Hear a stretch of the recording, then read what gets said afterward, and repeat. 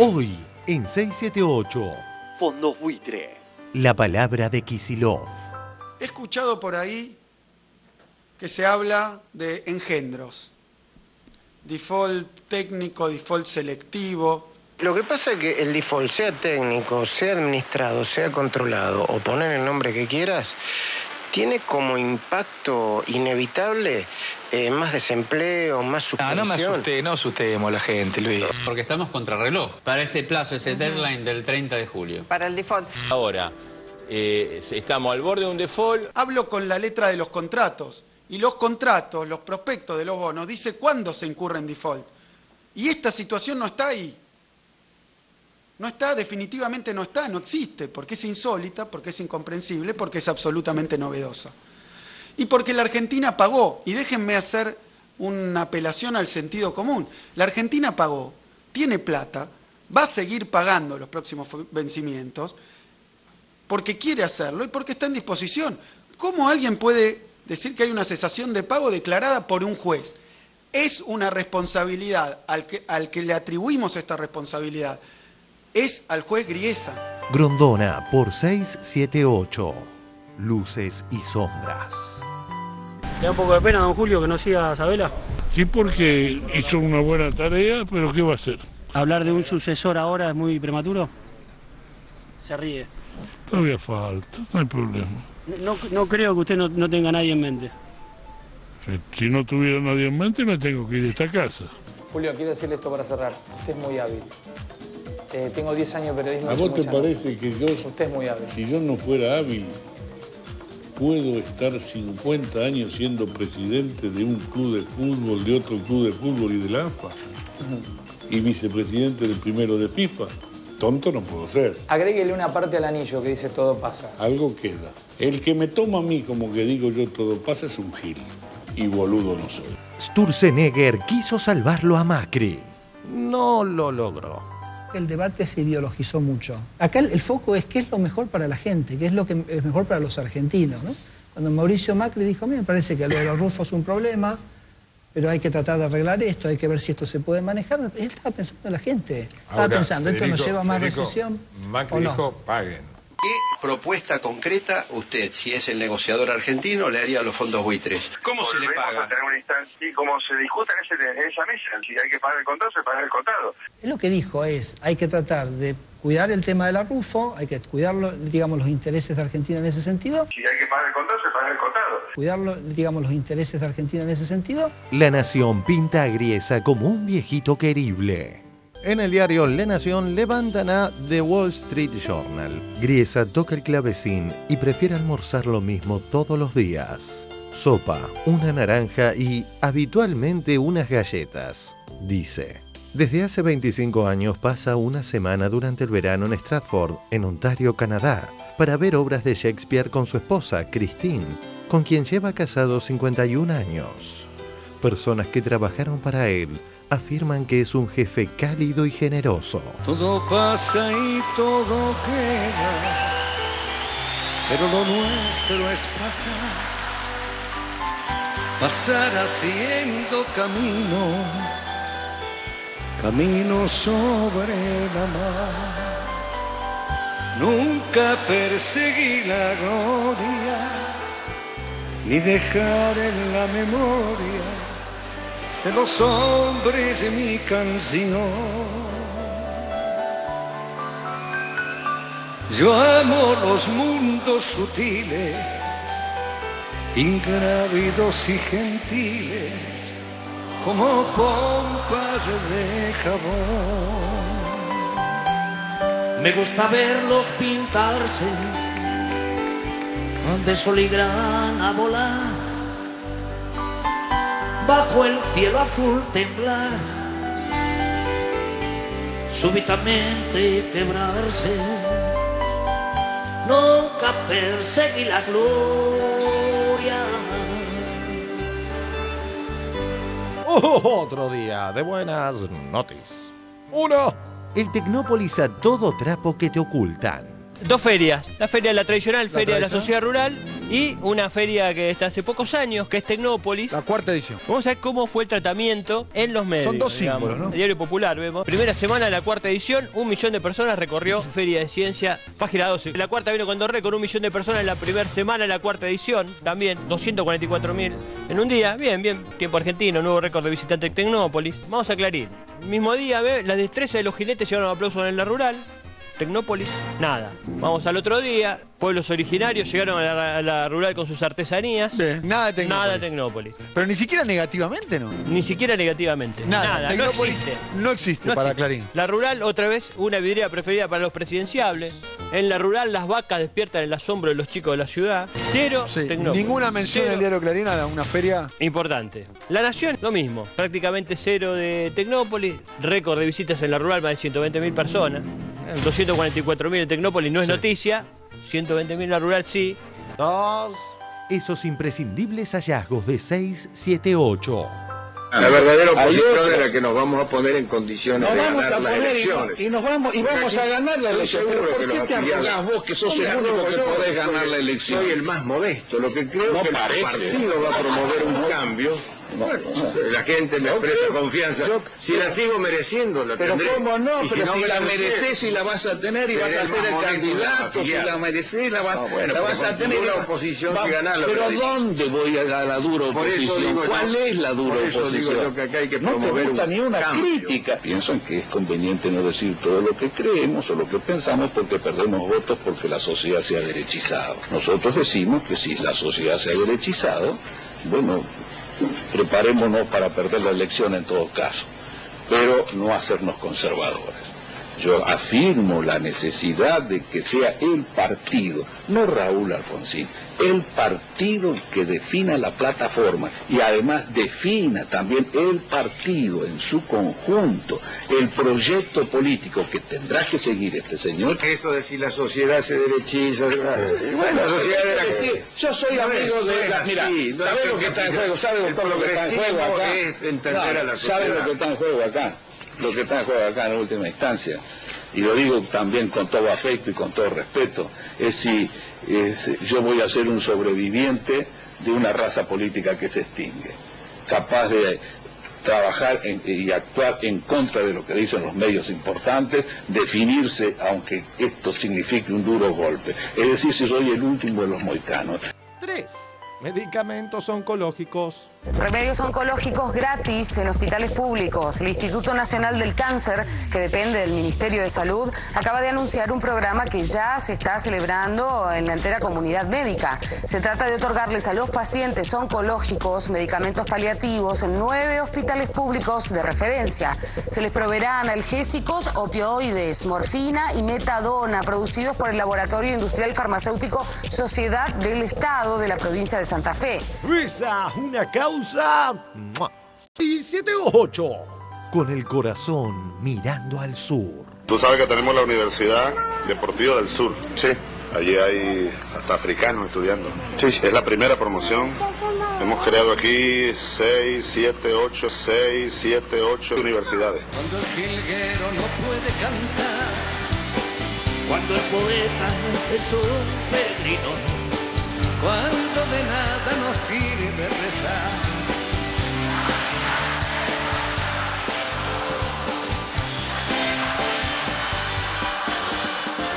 Golpe a golpe. No, no, chico. Golpe a golpe. ¡Ya! ¡Cáncer! ¡Cáncer! Golpe a golpe.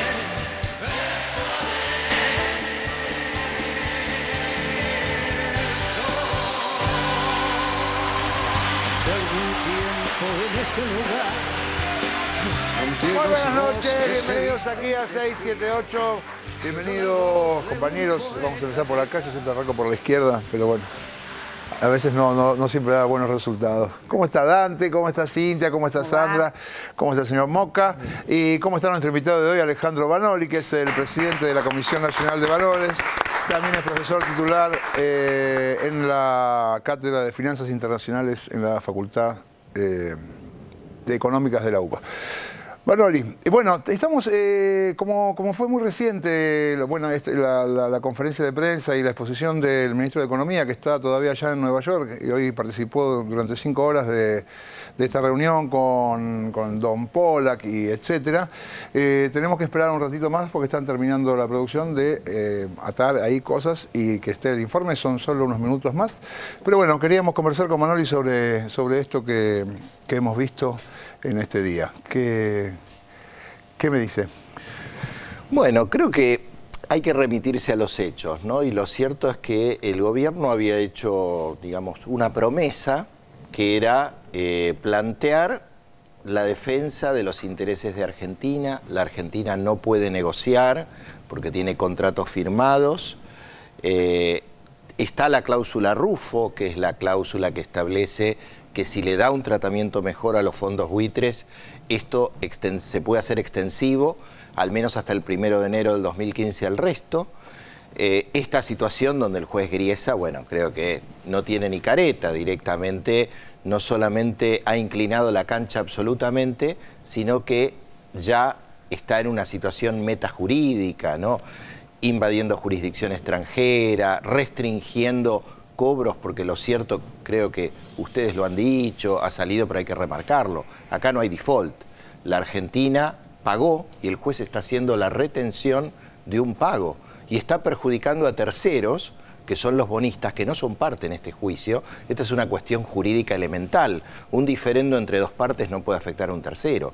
Con lo cual, digamos, a contramano no solo del sentido común, de la lógica, de lo que dice hasta parte del propio establishment financiero internacional, el juez se ha negado a algo que era de toda lógica. Cuando hay una discusión, e incluso algunos intentos privados, según ha trascendido, que habrá que ver cómo prosperan, lo que debe hacer naturalmente un juez, que según él mismo ha dicho, quiere propender a una solución, es dar tiempo. Y dar tiempo implicaba reponer el stay, que es lo que el gobierno argentino proponía, y evitar que esta situación perjudique a privados, a otros privados, y en ese sentido, bueno, es absolutamente incomprensible esta postura, a menos que uno empiece a pensar de que, bueno, hay razones quizá muy poderosas. Evidentemente la ultraderecha financiera en los Estados Unidos tiene una importancia muy grande y está bloqueando y está tratando de tirar abajo un acuerdo que nuevamente no es Argentina solamente, es gran parte de bonistas de todo el mundo, es gobiernos europeos, es hasta el propio FMI, hasta los propios diarios del establishment financiero, que no entienden cómo este juez, que aparentemente no entiende nada del mercado de bonos o juega otro partido, está generando un clima que dificulta una solución que, si hubiera solo sentido común de parte del juez, estaríamos mucho más parte de llegar a una solución, porque hay alternativas desde lo jurídico, desde lo político, de lo financiero, para llegar a una solución transaccional. ¿Sandra? Sí, yo estaba escuché la conferencia de prensa del ministro de Economía.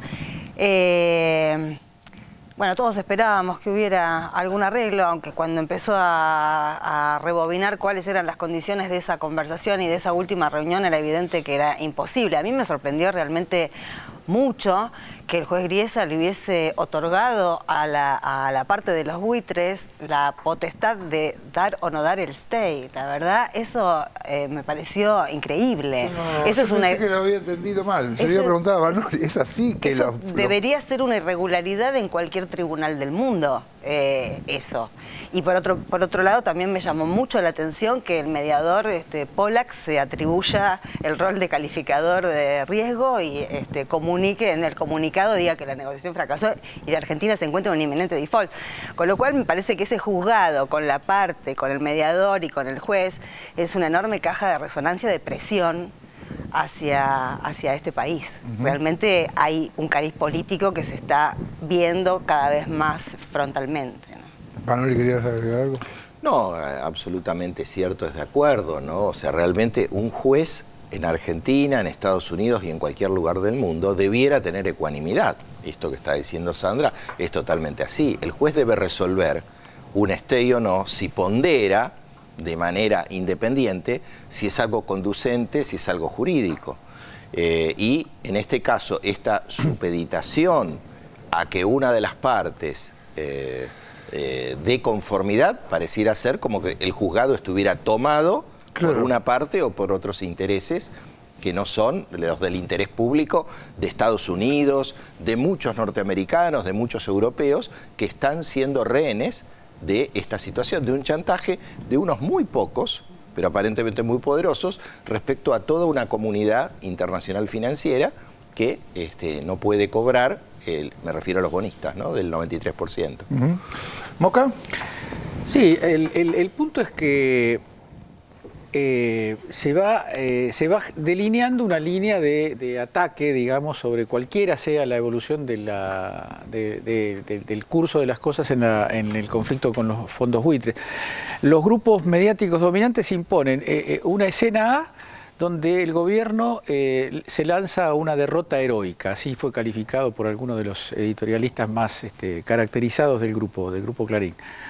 Y por otro lado, si hay algún tipo de acuerdo, porque la escena de hoy no es una escena definitiva, las posibilidades de llegar a acuerdos siguen estando presentes, en ese caso la batería de ataque pasa a ser que el gobierno traiciona, que el gobierno claudica, que dijo que no iba a pagar y paga. Lo que se está escamoteando es la verdadera naturaleza de lo que está en juego, porque el problema no es pagar o no pagar, sino las consecuencias que trae un tipo de pago en determinadas condiciones y otro tipo de pago en otras condiciones.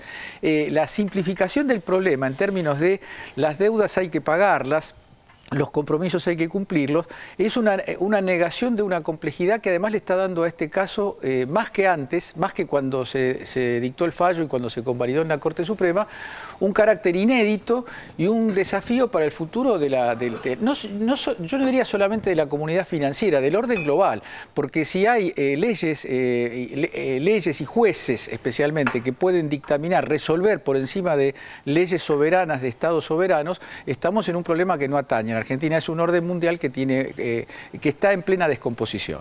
Ya tenemos listo el informe, así que lo vemos y seguimos conversando sobre este tema. La palabra de Kicillof al terminar la reunión de hoy. A ver. Fondos buitre. La palabra de Kicillof. Argentina dijo que le quiere pagar absolutamente a todos aquellos que tienen bonos en condiciones justas, equitativas, legales y sustentables. Que ellos nos pedían algo que no podíamos hacer, que era inaceptable, que era inaccesible para la República Argentina, que además era ilegal en Argentina y violatorio de otros contratos. Lo que hizo la República Argentina ante esta situación es presentarles una oferta. ¿Cuál fue la oferta que le dio la República Argentina?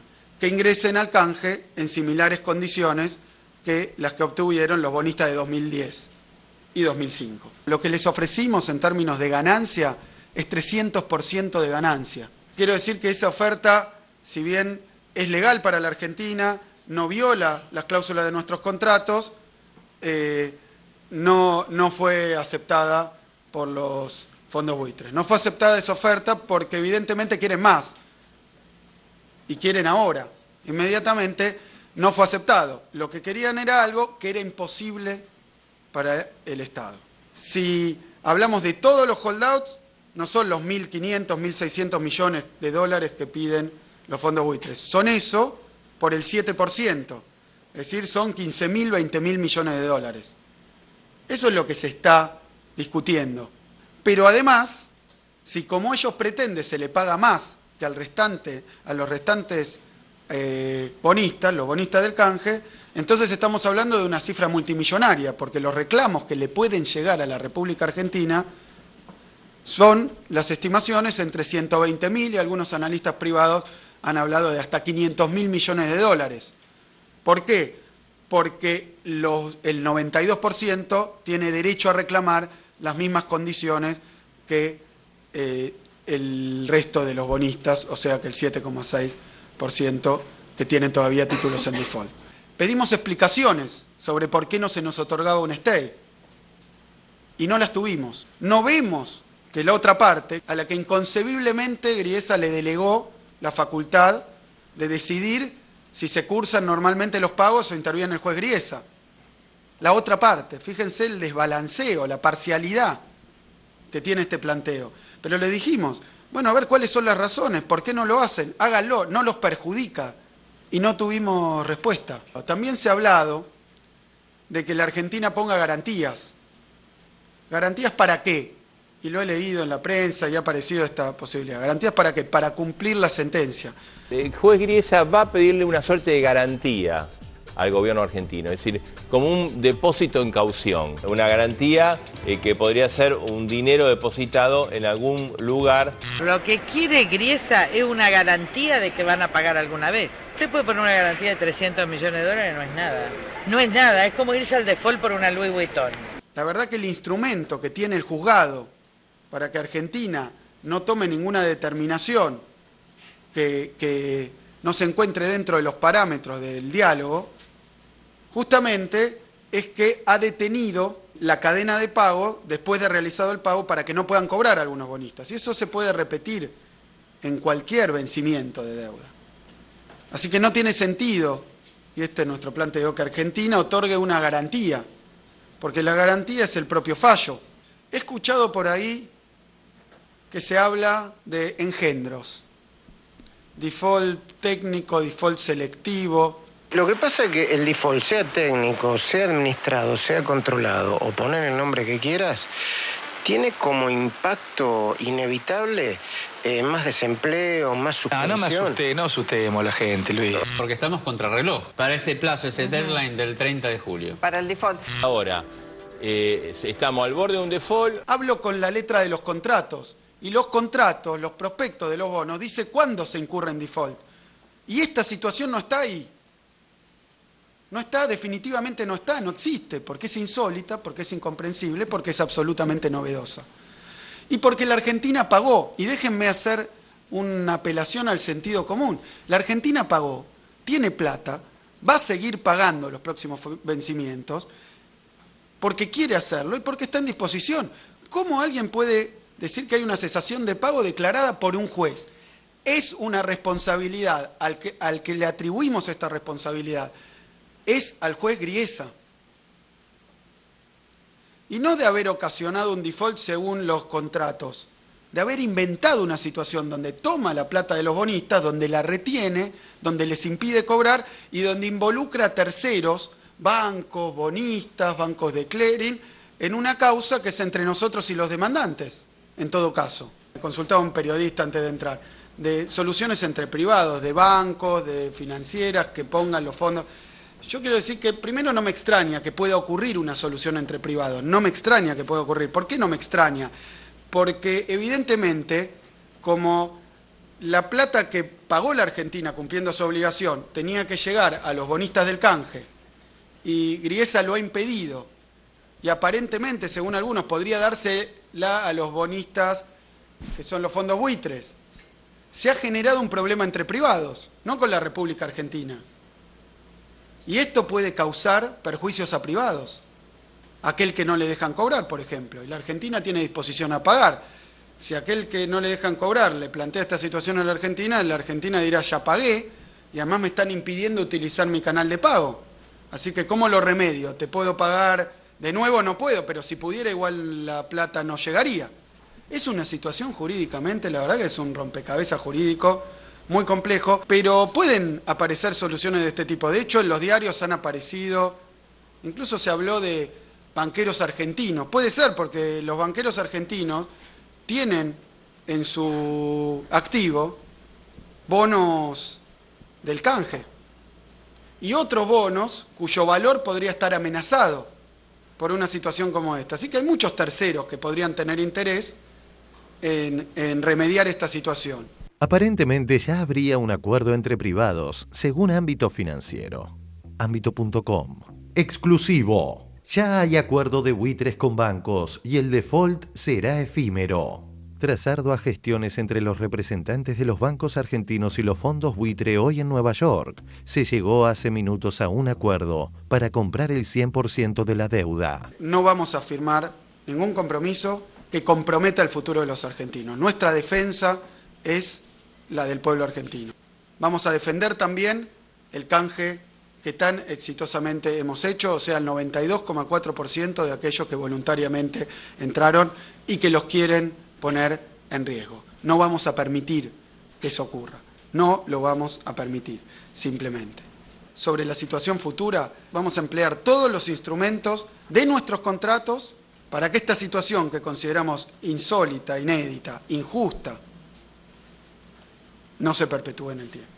Argentina está dispuesta y va a estar dispuesta, como siempre, a dialogar, como siempre, a consensuar. Vamos a buscar una solución justa, equitativa, sostenible y legal para el 100% de nuestros acreedores. Bueno, muy bien. Acá Cintia me decía que este supuesto confirmado y último momento acuerdo entre privados, bancos y buitres no se dio. Había mucha expectativa desde ayer. Viajaron los representantes de los bancos privados, de ADEVA. Efectivamente, hasta hace unos minutos te diría que se estuvo negociando, pero a esta hora del tiempo, 21 y 29, se cayó. Los funcionarios, tanto como los representantes de los bancos, se están volviendo a la Argentina y hubo arduas negociaciones que no llegaron a buen puerto. Y esto a mí me parece interesante remarcar en contrapartida de los editoriales de los principales diarios, ¿no? Hoy Van der Kooi decía, Cristina quiere ganar a cualquier precio. Y Joaquín Morales Solá en La Nación decía la necesidad de preservar la magia del relato. Bueno, me parece que desmiente justamente estas cuestiones. No es a cualquier precio, no es a costa de los derechos humanos, sociales y culturales y económicos de los argentinos, es en las condiciones en las que un Estado soberano puede negociar. ¿Había tal vez algún conocimiento del Ministerio de Economía sobre esta negociación entre privados que finalmente a este momento se cayó? A ver, Vanoli, hoy el ministro también daba un panorama más general sobre el mundo de las finanzas que es desolador, es desesperante, en cuanto a cómo empiezan a actuar las calificadoras de riesgo, esto del inminente default que vemos en los medios que laburan para esta misma gente. Y cuando viniendo para acá escuché que el FMI acaba de largar un informe que dice que los BRICS, todos los países de los BRICS van a tener problemas de acá a fin de año, problemas financieros. Parece como que todo empieza esta maquinaria financiera terrible que sigue funcionando en este mismo sentido. ¿Cuál es la perspectiva hacia adelante? Bueno, uno podía pensar después de la crisis del 2008-2009 que generó lo que ha generado en todo el mundo, un aumento del desempleo, del endeudamiento de los países desarrollados, que algo iba a cambiar, aunque sea un poco, no digamos cambios radicales en cuanto al sistema financiero internacional. Pero lo cierto es que este caso, como el argentino, en chiquitito, que es por ahí lo que más nos impacta, refleja lo que pasa en un todo, ¿no? O sea, un gatopardismo puro. O sea, siguen estando las condiciones de desregulación financiera, la falta de regulación de los bancos, de los flujos de capitales, de los paraísos fiscales, todas cosas que no se han abordado ni solucionado. Nuevamente esta situación donde un pequeño grupo que compró después del default y ya ha ganado 6 o 7 veces su capital, pueda poner en jaque un acuerdo trabajoso entre el 93% y que invalide todo esto, refleja a las claras que algo no funciona.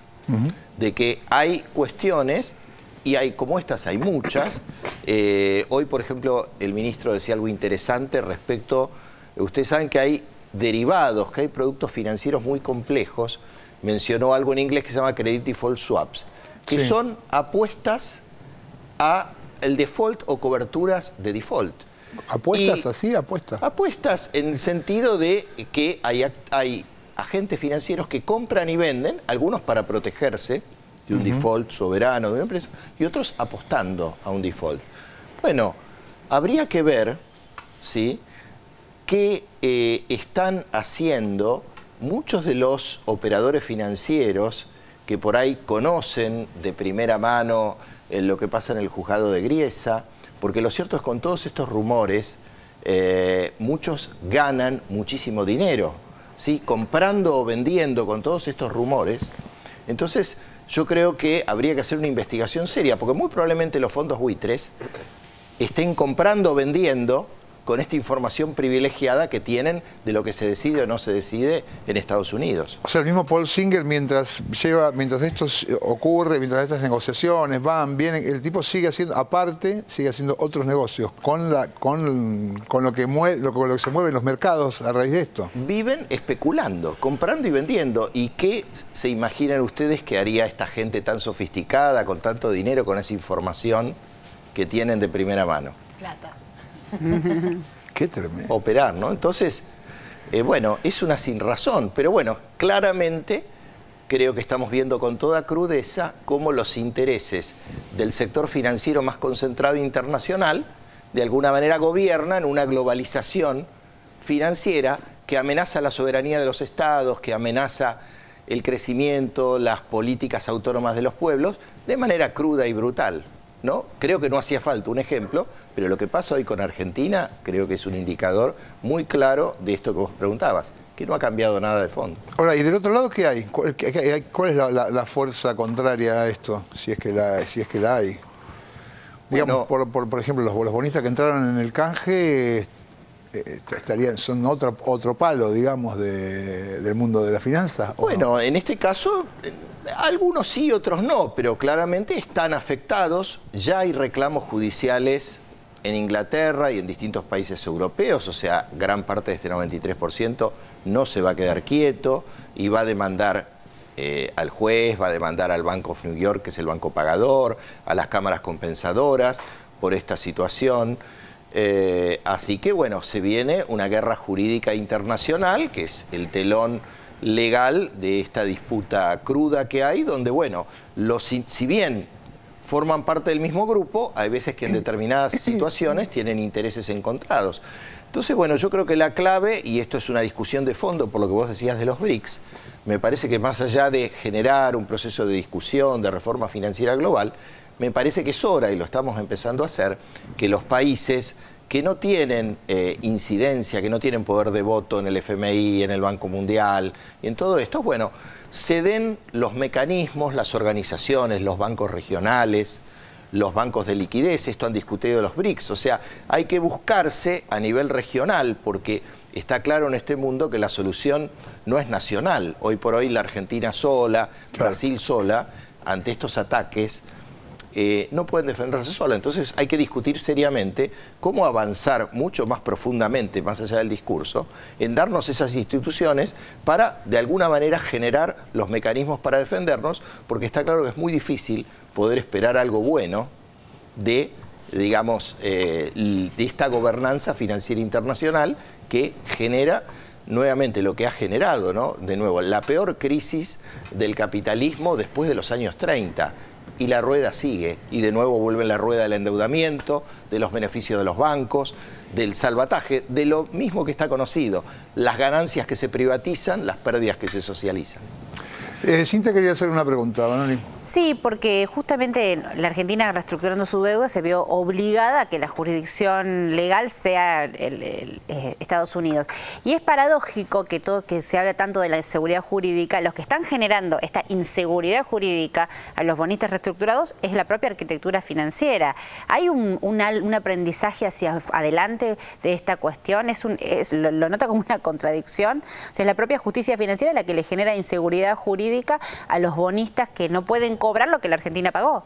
Bueno, está muy bien lo que vos preguntás, porque digo, a ver, una cosa que creo que es importante remarcar, los bonos que tienen los buitres son bonos emitidos en la década del 90, ¿sí?, que entraron en default y que no aceptaron el canje del 2005 y 2010, y donde la Argentina en todos los años 90 hizo lo que se llama la prórroga de jurisdicción, es decir, se allanó a que cualquier diferendo se trate en Estados Unidos.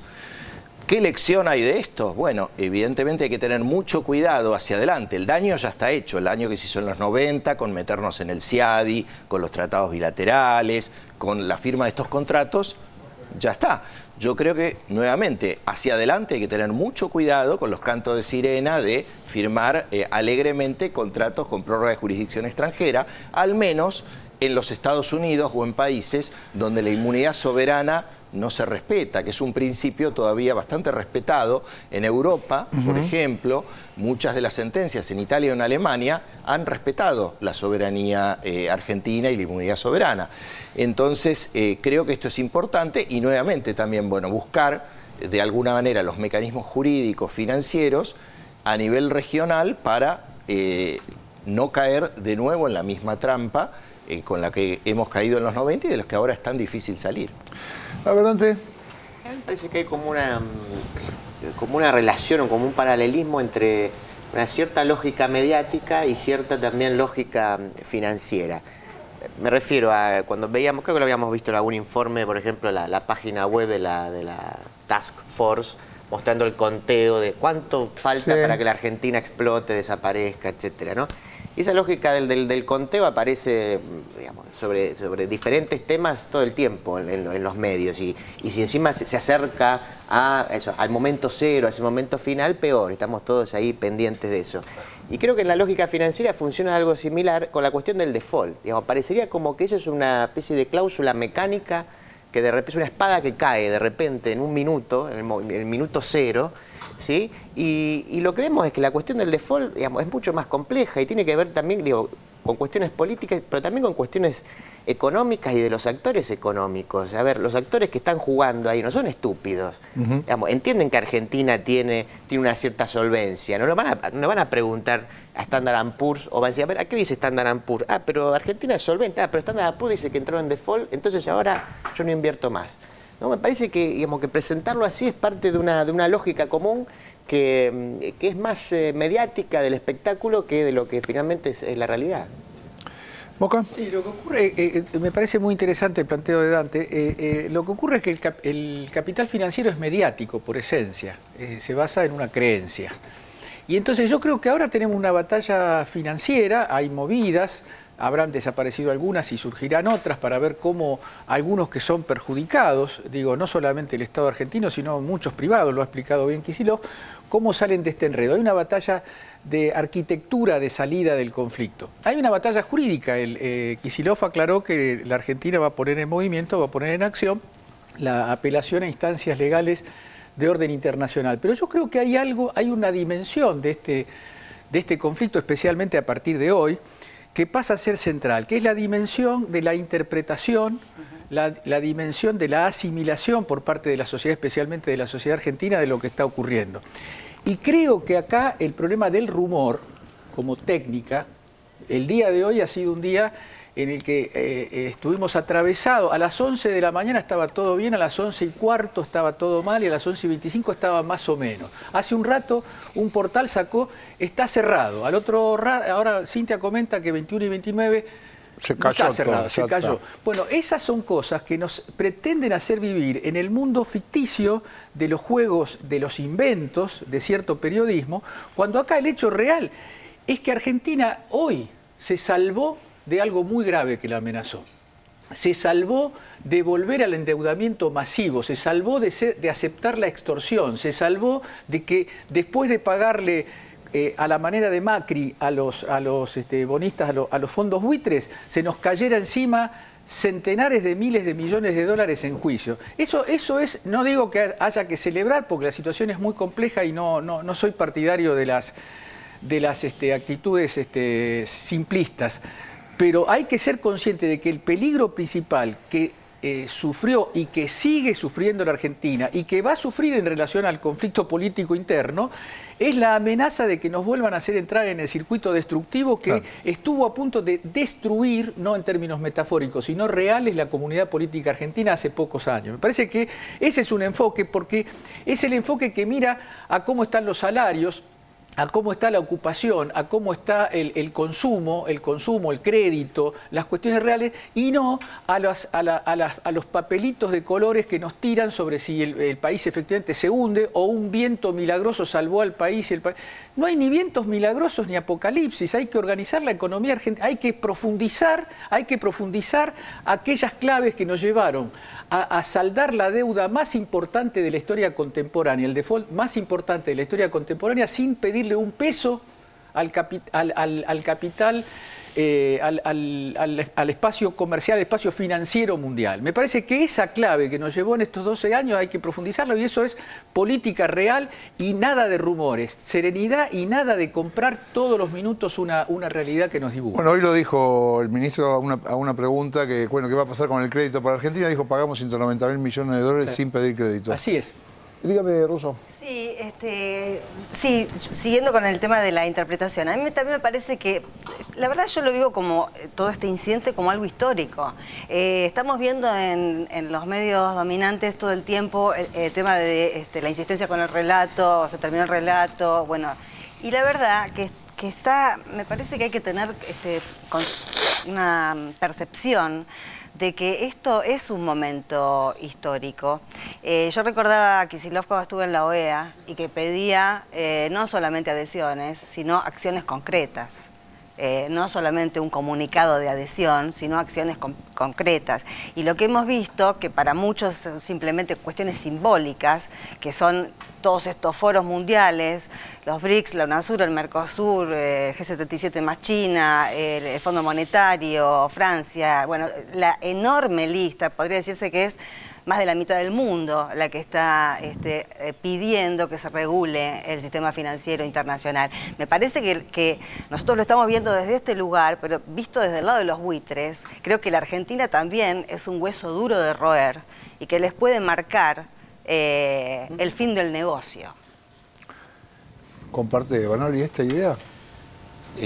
Sí. Digamos que la amenaza es porque de alguna forma Argentina representa un cambio. Es un mal ejemplo. No me refiero a algo no, más vale. Pero como una es un mal ejemplo que desnuda precisamente estas, por decirlo livianamente, estas insuficiencias o estos problemas graves que tiene el sistema financiero internacional.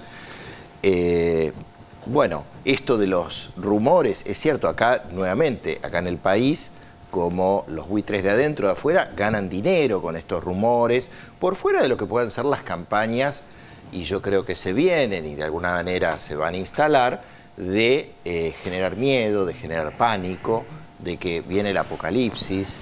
Y lo cierto es que la Argentina va a seguir teniendo las mismas fortalezas y los mismos desafíos o problemas que tenía ayer, anteayer, con lo cual creo que hay que alertar respecto a estas campañas, tratar de darle tranquilidad y concientización a la gente, porque bueno, ahora van a empezar con el riesgo país, que el dólar informal, o sea, es de manual, ¿no? Lógico, claro. Va a empezar mañana.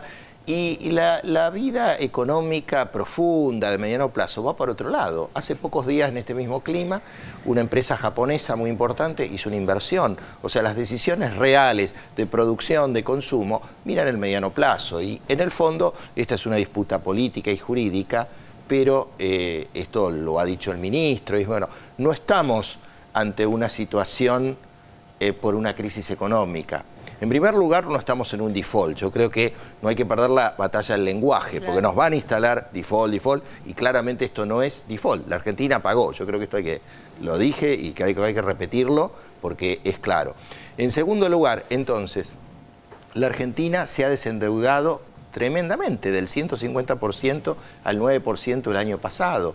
La Argentina no tiene problemas financieros y económicos, simplemente estamos ante una situación legal y jurídica. Con lo cual, yo creo que es importante, bueno, plantear nuestra agenda, ¿no? Ver de qué manera nos podemos fortalecer, tanto en el plano regional como en el plano interno, de qué manera podemos estimular la economía, seguir viviendo nuestros recursos. El propio ministro decía, o sea, muchos querían, y lo dijo acá, en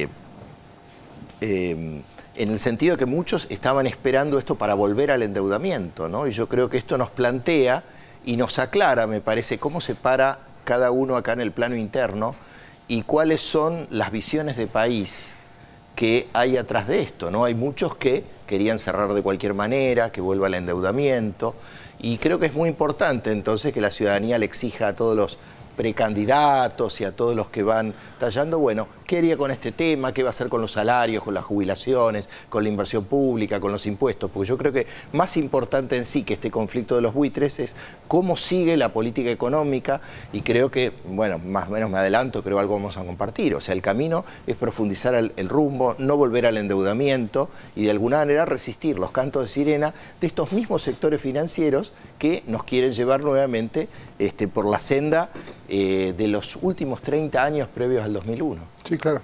Vamos a hacer un corte, tenemos todavía mucho de programa, vamos a estar hablando sobre la historia de la deuda. También nos preguntamos qué pasa si pagamos según lo pide el juez Griesa, qué pasaría con nuestra economía si respetamos el fallo de Griesa. Y también hay un informe sobre Grondona, que ha fallecido, y todo esto después de este corte. Ya tenemos más 678. Siento que ustedes tienen la misma edad que ese chico de 19 y me siento menos solo, y siento también que junto a mí están los colimbas de Malvinas, que los estamos mirando a ustedes. Tenemos la misma edad y yo, y con todo cariño lo digo, yo siento una sana envidia hacia ustedes. Pienso en el Estado argentino que nos tocó a nosotros, y pienso en el Estado actual, que no les está regalando nada, les está haciendo saber sus derechos, les está haciendo saber que tienen quizá el más importante de todos los derechos, el derecho a educarse, el derecho a progresar. Muchas gracias. Hay un país que quiere que estudies. Inscribite en www.progresar.anses.gov.ar.